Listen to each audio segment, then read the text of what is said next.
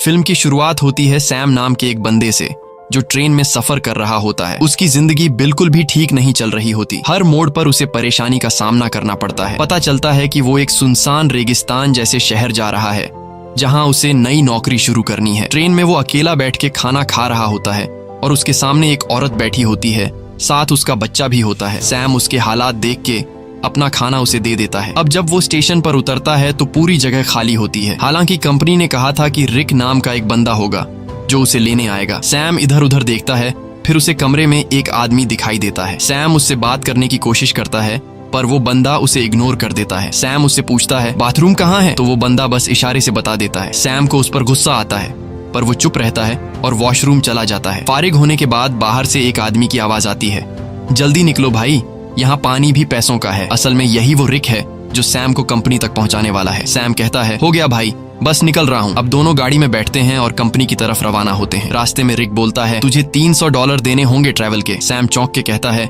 यार कंपनी ने तो कहा था $200। रिक गुस्से में कहता है अगर 300 दे सकता है तो ठीक, नहीं तो उतर जा। सैम सोचता है कि कोई दूसरा रास्ता तो है नहीं, तो वो मान जाता है। थोड़ी देर बाद गर्मी बहुत ज्यादा हो जाती है। सैम एसी ऑन करने की कोशिश करता है। रिक तुरंत गुस्से में कहता है हाथ मत लगाना एसी को वरना इंजन बैठ जाएगा। अचानक गाड़ी का टायर पंक्चर हो जाता है। रिक खुद कुछ नहीं करता और सैम से कहता है चल टायर तू बदल। सैम मजबूरी में टायर बदलने लगता है। इसी दौरान वो देखता है कि एक कुत्ता दूसरे कुत्ते को मार रहा होता है। ये देखकर सैम बहुत ज्यादा डर जाता है। रिक आता है और कहता है ओ भाई कांप क्यों रहा है, ये होता रहता है। फिर वो जख्मी कुत्ते को खुद मार देता है ताकि उसे और तकलीफ ना हो। सैम बड़ी मुश्किल से टायर बदलता है।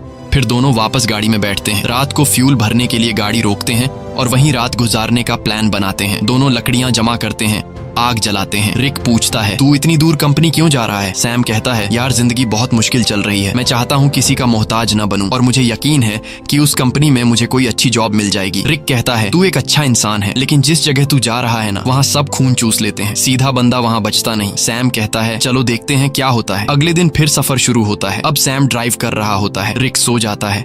गर्मी ज्यादा होने की वजह से सैम चुपके से एसी ऑन कर देता है। थोड़ी देर बाद इंजन बैठ जाता है। रिक जाग जाता है और सैम पर गुस्सा हो जाता है, ओ भाई मैंने तुझे कहा था ना एसी को मत छेड़। वो गुस्से से गाड़ी से बाहर निकल जाता है। सैम भी उतरता है और रिक से माफी मांगता है।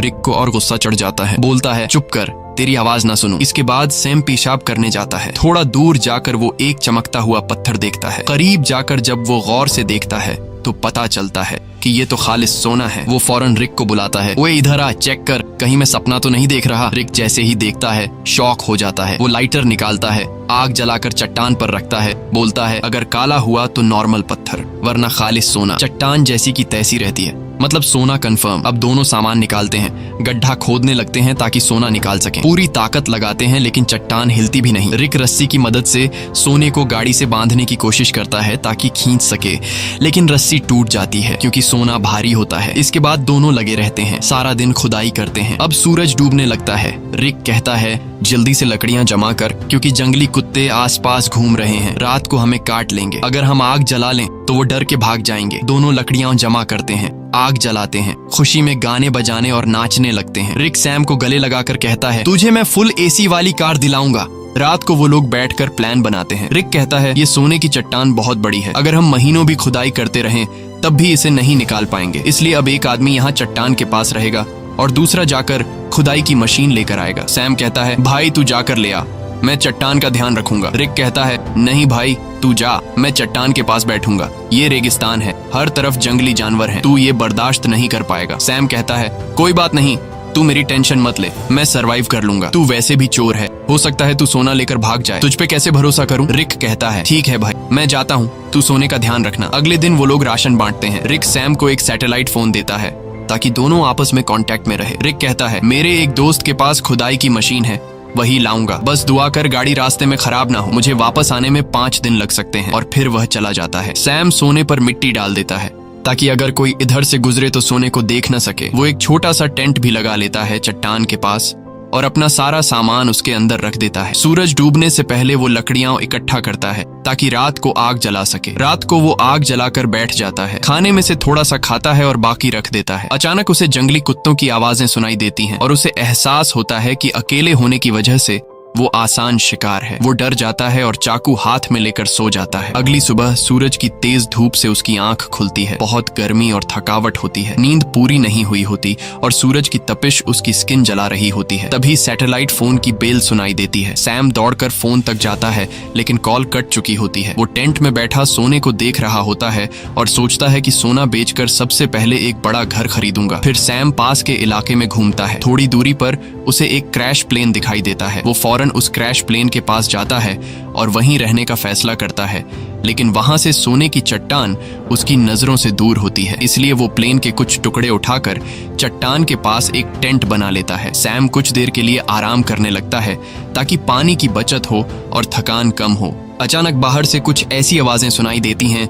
जैसे कोई सोने की चट्टान चोरी कर रहा हो। वो बाहर निकलता है लेकिन कुछ नहीं होता। चट्टान वैसे की वैसे होती है। वो चट्टान के पास बैठ जाता है। तभी उसे एक आइडिया आता है कि क्यों न चट्टान से एक सोने का टुकड़ा काट लिया जाए। सैम पत्थर उठाकर सोने को तोड़ने लगता है और वो सोने का एक बड़ा सा टुकड़ा तोड़ने में कामयाब हो जाता है और उस पर से मिट्टी साफ कर अपने पास रख लेता है। इसी दौरान रिक की कॉल आती है। सैम बोलता है, ओ भाई तू है कहाँ? सूरज ने मेरा हाल बुरा कर दिया है। रिक कहता है, यार इंजन खराब हो गया है, थोड़ा लेट हो जाऊंगा। सैम कहता है, जल्दी कर, प्यास से मर जाऊंगा। रिक कहता है, मुझे आने में थोड़े दिन और लगेंगे, और फोन काट देता है। रात को सैम आग के सामने बैठा होता है तो कुत्ते चारों तरफ से आवाजें निकालने लगते हैं। सैम को डर लगता है कि कहीं सब कुत्ते एक साथ हमला न कर दें। वो हाथ में जलती हुई लकड़ी पकड़ लेता है ताकि कुत्ते भाग जाएं। वो रात भर कुत्तों के डर से जागा रहता है। सुबह होती है, वो सोना चाहता है लेकिन सूरज ने उसकी खाल जला दी होती है। दर्द से वो सो नहीं पाता। वो पानी पीने जाता है लेकिन पानी भी बहुत कम बचा होता है। इतने में वो देखता है कि एक सांप उसकी तरफ आ रहा है। वो उसे मारने की कोशिश करता है ताकि खा सके, क्योंकि खाना भी लगभग खत्म हो चुका होता है। लेकिन सांप को मारते वक्त पानी की बोतल गिर जाती है और बस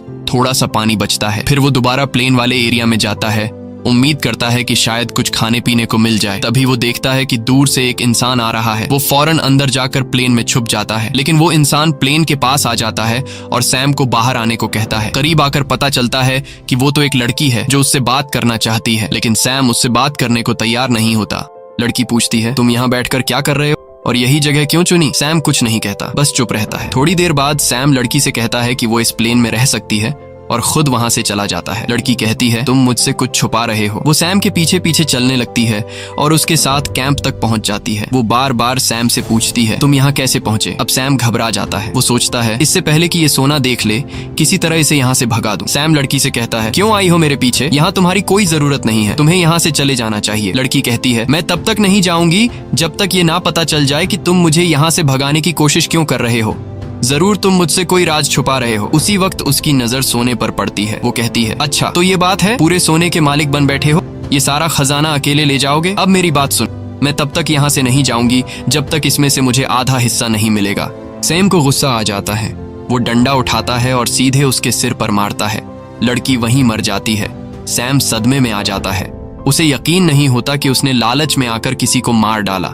फिर खुद को संभालता है, उसकी सारी कीमती चीजें उठाता है, एक गड्ढा खोदता है और उसकी लाश को दफन कर देता है। कुछ देर बाद वो देखता है कि एक कुत्ता आकर उस गड्ढे से लाश निकालने की कोशिश कर रहा है। सैम भाग कर आता है, कुत्ते को हटाता है, लाश बाहर निकालता है और आग लगा के बॉडी को जला देता है। अगले दिन उसकी आंख फोन की घंटी से खुलती है। सैम रिक से कहता है, ओ भाई तू कहाँ है? भूख से मेरी जान निकल रही है, अगर तू जल्दी नहीं आया तो मैं भूख और प्यास से मर जाऊंगा। रिक कहता है, सॉरी यार, मुझे पता है तू बहुत तकलीफ में है, मैं जल्दी आ रहा हूँ, बस ये जो खुदाई वाली मशीन है बहुत स्लो है, थोड़ा टाइम और लगेगा। सैम परेशान हो जाता है। भूख प्यास से उसकी हालत खराब है, ऊपर से डर कि कोई जंगली जानवर हमला न कर दे। कुछ देर बाद वो देखता है कि एक गाड़ी सड़क से जा रही है। वो सोचता है, क्यों ना सोने का एक टुकड़ा लेकर यहाँ से निकल जाऊं, लेकिन ज्यादा सोने की लालच ने उसे रोक लिया। वो चाहता तो सोने का एक टुकड़ा लेकर जा सकता था जिससे उसकी जिंदगी बदल सकती थी, लेकिन ज्यादा की चाह ने उसे यहीं रुकवा दिया। सैम शाम से पहले रात के लिए लकड़ियां इकट्ठा करता है, लेकिन अचानक एक बहुत तेज रेतीला तूफान आता है। वो टेंट की तरफ भागता है,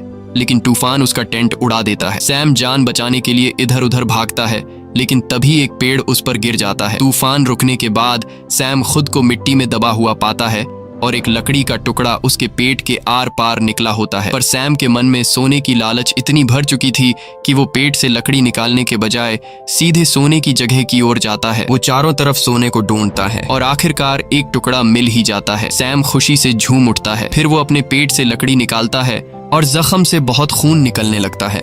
वो कपड़े का टुकड़ा लेकर जख्म बांधता है, लेकिन खून रुकता नहीं। मजबूरी में वो आग जलाकर एक डिब्बे का टुकड़ा गर्म करता है और जख्म पर लगाता है। इससे सैम को इतनी तकलीफ होती है कि वो बेहोश हो जाता है। थोड़ी देर बाद होश आता है। उसे हर तरफ वही लड़की दिखती है जिसे उसने मारा था। अब उसका दिमाग घूमने लगता है। उसे समझ नहीं आता कि ये सच है या फिर वहम। तभी फोन बजता है। रिक कॉल करता है। सैम चिल्लाता है, यार वो लड़की हर तरफ दिख रही है। रिक बोलता है, कौन सी लड़की? देख, किसी को सोने के बारे में पता न चले। अगर किसी को पता चल भी गया हो तो उसे मार डाल। लेकिन सैम की हालत इतनी खराब होती है कि वो किसी को मार तो क्या, अपने पैरों पर खड़ा भी नहीं हो सकता। वो जमीन पर रेंग रहा होता है। जवाब देने की भी हिम्मत नहीं होती। अचानक वही लड़की सामने खड़ी नजर आती है, लेकिन इस बार उसके चेहरे पर कोई जख्म नहीं होते। वो सैम को पानी पिलाती है और मदद करने को कहती है, लेकिन सैम सोने की लालच में इतना अंधा हो गया था कि वो मदद लेने से भी इनकार कर देता है। सैम डरते हुए कहता है, मैंने तुम्हें मार डाला था, दूर रहो। वो बोलती है, बस इतना बता दो, क्या मेरी जुड़वा बहन यहाँ से गुजरी है? तब सैम को यकीन हो जाता है कि ये वहम नहीं है, बल्कि ये उसी लड़की की बहन है जिसे उसने मारा था। सैम कहता है, नहीं, मैंने कुछ नहीं देखा, बस तुम यहाँ से चली जाओ। जिसके बाद वो लड़की वहाँ से चली जाती है। कुछ देर बाद जंगली कुत्ते उसके पास आने लगते हैं और उसे चारों तरफ से घेर लेते हैं। वो तुरंत रिक को फोन करता है। वो रिक से पूछता है कि तुम कहाँ हो, जल्दी आओ नहीं तो ये कुत्ते मुझे मार डालेंगे। वो रोने लगता है। रिक से रिक्वेस्ट करता है कि प्लीज जल्दी आ जाओ, मैं मरने वाला हूँ। रिक कहता है, रुक जा, मैं बस पहुंचने वाला हूँ। तभी अचानक कुत्ते हमला कर देते हैं। एक एक करके सब उसे नोचने लगते हैं। यहाँ हम देखते हैं कि रिक सैम से दूर बैठकर दूरबीन से सब कुछ देख रहा होता है। असल में वो कई दिन पहले मशीन लेकर वहां पहुंच गया था और बस वो सैम के मरने का इंतजार कर रहा था ताकि वो अकेले सारा का सारा सोना ले जा सके। जिसके बाद रिक छिपकर खड़ा होता है। वो देखता है कि सैम को जंगली कुत्ते घसीट कर ले जा रहे हैं। तब भी सैम सोने की तरफ देख रहा होता है। जिसके बाद जंगली कुत्ते सैम को नोच नोच कर खा जाते हैं। रिक को जब पक्का यकीन हो जाता है कि सैम मर गया है, वो गाड़ी लेकर सोना उठाने आता है, लेकिन अचानक एक तीर आकर सीधे उसके सीने में लगता है और वो भी मर जाता है। ये तीर चलाने वाली कोई और नहीं बल्कि वही लड़की की जुड़वा बहन होती है।